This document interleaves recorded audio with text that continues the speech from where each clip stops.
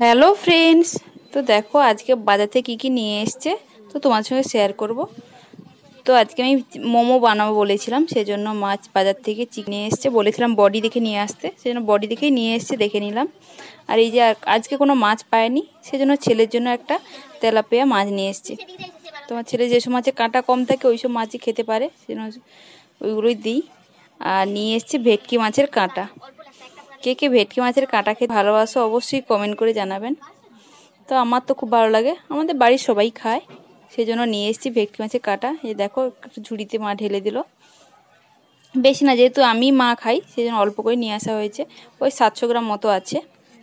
আর এই যে চিকেনটা, এবার মাছটা কেটে নেবে।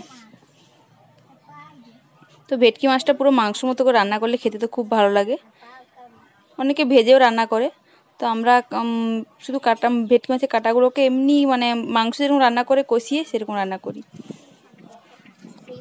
দেখো মাছটা কেটে নিতে তো খুবই শক্ত, ওই এগুলো কী বলে সাইডের যে পাখনাগুলো, যেন হাতটা স্লিপ খাচ্ছে বলে মা আবার ছাই নিয়ে নিয়েছে, একটা পলিথিনে ছাই রেখে দিয়েছে, যেগুলো কালো মাছ বা যেগুলো স্লিপ খায় ওই মাছগুলো কাটার জন্য, সেজন্য ছাই নিয়ে কেটে নিল। ওই কাটাটা কাটা হচ্ছিল না, সেজন্য আবার ওই পাথর দিয়ে মেরে মেরে কেটে নিল। ভেটকি মাছের কাঁটা কে কীভাবে রান্না করো অবশ্যই কমেন্ট করে জানাবে। তো আজ বাজারে সেরকম কোনো মাছ পেলো না, ওই আমার ছেলের জন্য বেশি পেটি মাছ নিয়ে আসা হয়, তো ওর জন্য আজ পেলো না। আর বাজারে কেন কি জানি সেরকম কোনো মাছই নেই, তো লাইনটি কাউকে দেওয়া হয় না, কিন্তু সেরকম মাছ নেই বলে ওর জন্য আজকে নিয়ে আসা হয়েছে একটাই মাছ।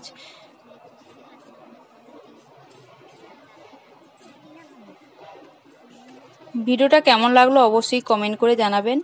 ভালো লাগলে সাবস্ক্রাইব করে পাশে থাকা বেল আইকনটি ক্লিক করে দেবেন, যখনই কোনো নিত্য নতুন ভিডিও দেবো সবার আগে তোমাদের কাছে পৌঁছে যাবে। একটু সাপোর্ট করো এগিয়ে যাওয়ার জন্য।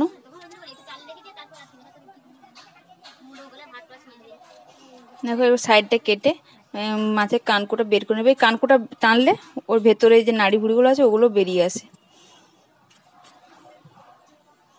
এবার মাছের পিস পিস করে কেটে নেবে, ওই 3-4 পিস হয়েছে, খুব বেশি হয়নি।